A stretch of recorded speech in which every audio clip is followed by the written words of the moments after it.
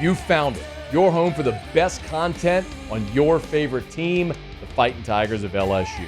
Do us a favor, subscribe to the channel, leave your comments below, and be sure to smash that like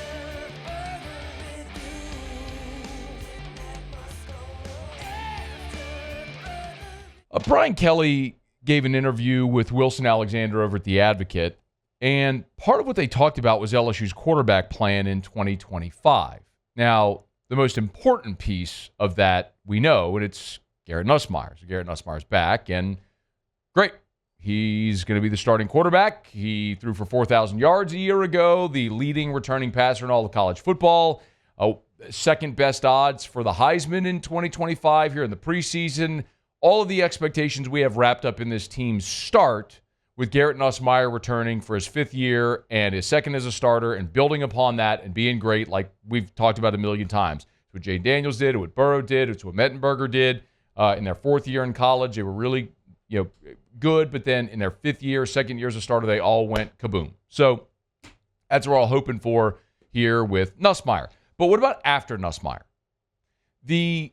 That's where the question about quarterback gets a little more complex. And there was a new layer added when Brian Kelly, I guess Brian Kelly didn't announce it necessarily, but whenever the spring football roster was set and Jawan Johnson was listed at quarterback.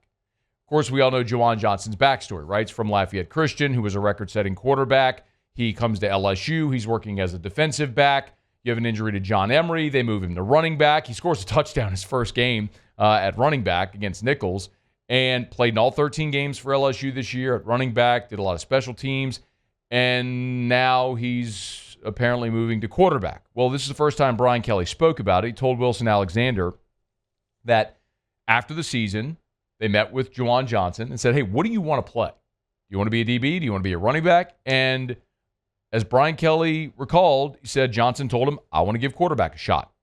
So they're giving Jawan Johnson a shot at quarterback. Now, I still maintain that a huge part of this is just numbers for the spring. Remember, Colin Hurley had the car wreck, and he's, at last check, home in Jacksonville. If he's not back with the team, he can't go through spring, which means you only got two quarterbacks, Nussmeier and Van Buren. Like, somebody has to go run scout team. Somebody while the offense is running, if the offense is running offensive drills, who's giving a look to the defense? Who's throwing balls to the defensive backs? That's usually what walk-ons do, or sometimes GAs. But you got to have bodies, and they just don't right now. So Johnson makes sense there because you have a competent body. While it may limit his growth and ability and potential at the other positions he may play long-term, it's kind of what the team needs him to do right now, and we complimented him for being willing to do that. But apparently it goes beyond that because Brian Kelly said that they're not going to play Jawan Johnson or Michael Van Buren for more than 4 games in the regular season.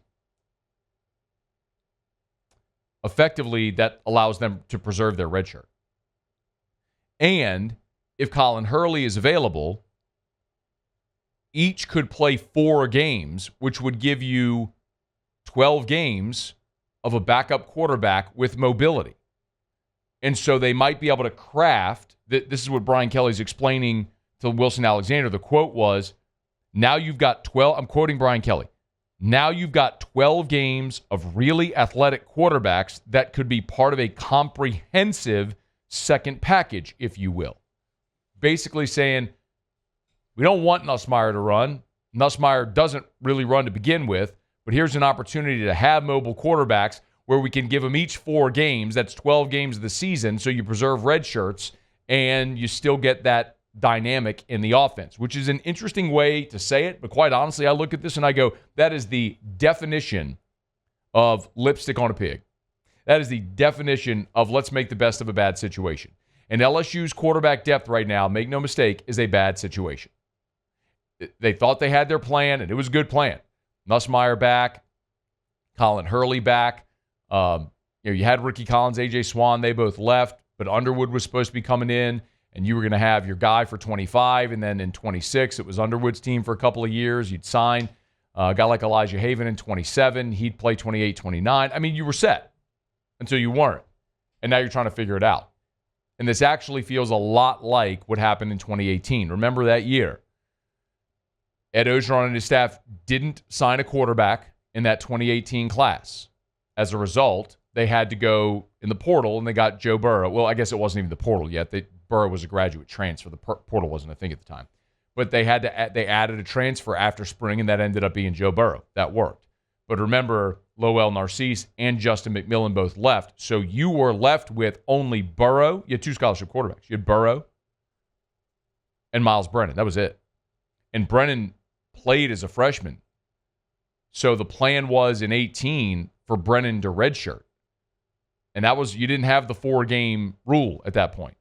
So Brennan didn't play. So effectively, all you had was Burrow. And we later learned Brennan was actually hurt as well. So all you had was Burrow. I mean, that was precarious.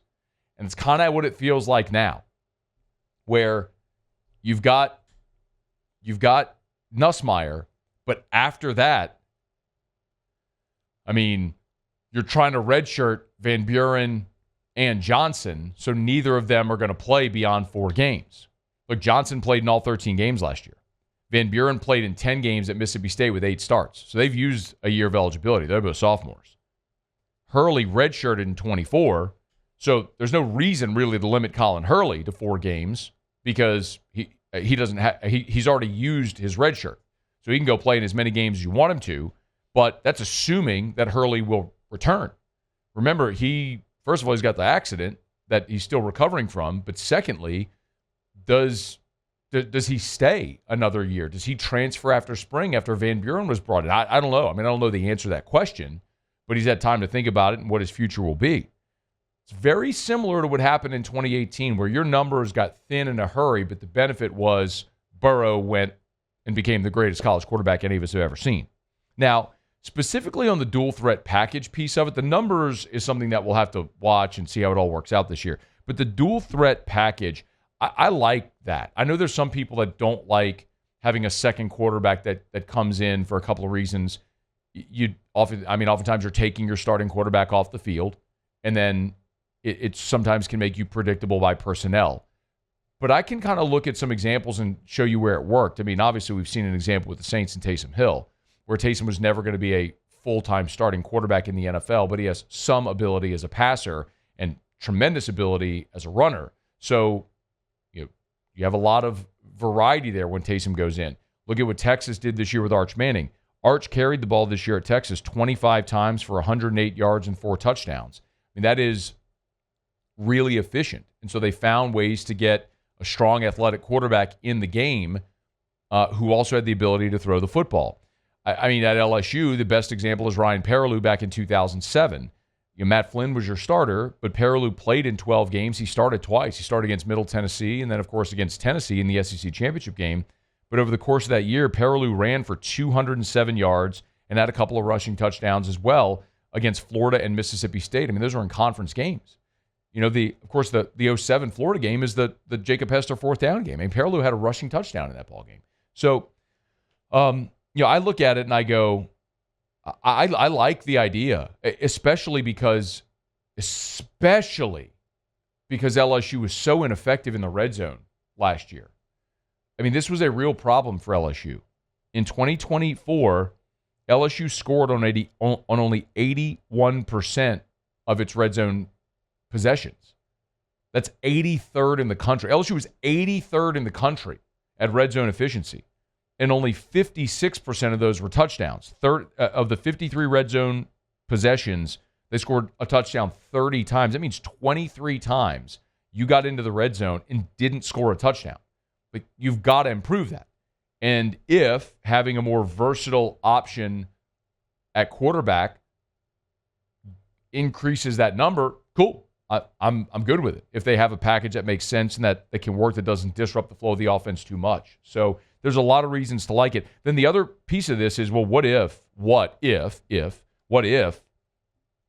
Jawan Johnson goes in there and is great? Like, what if you play him the first 4 games as a backup quarterback and he's great in this role? You still going to try to maintain a redshirt year? I mean, you're trying to win a championship this year. What if he helps you do that at that role? What if Colin Hurley transfers? There's still a lot of unknowns there. So it's kind of the old saying, the best laid plans of mice and men. So we'll see what happens. But this is their plan for now. Jawan Johnson, as Brian Kelly said, wants to play quarterback. They plan to use Johnson and Van Buren no more than 4 games so both can redshirt this year. Apparently, those guys are on board with that plan. It's probably a better long-term play for LSU, but I'm still going to look at it and go, man, you were all in to win a championship this year. If one of those guys in that role helps you win it this year, means burning a redshirt year, you got to do it. You cross that bridge when you get there. Anyway, a little bit of the plan at quarterback for LSU in 2025 behind Garrett Nussmeier. Hey, thanks so much for watching. Please leave your comments. I love to interact, and be sure to hit the red subscribe button below.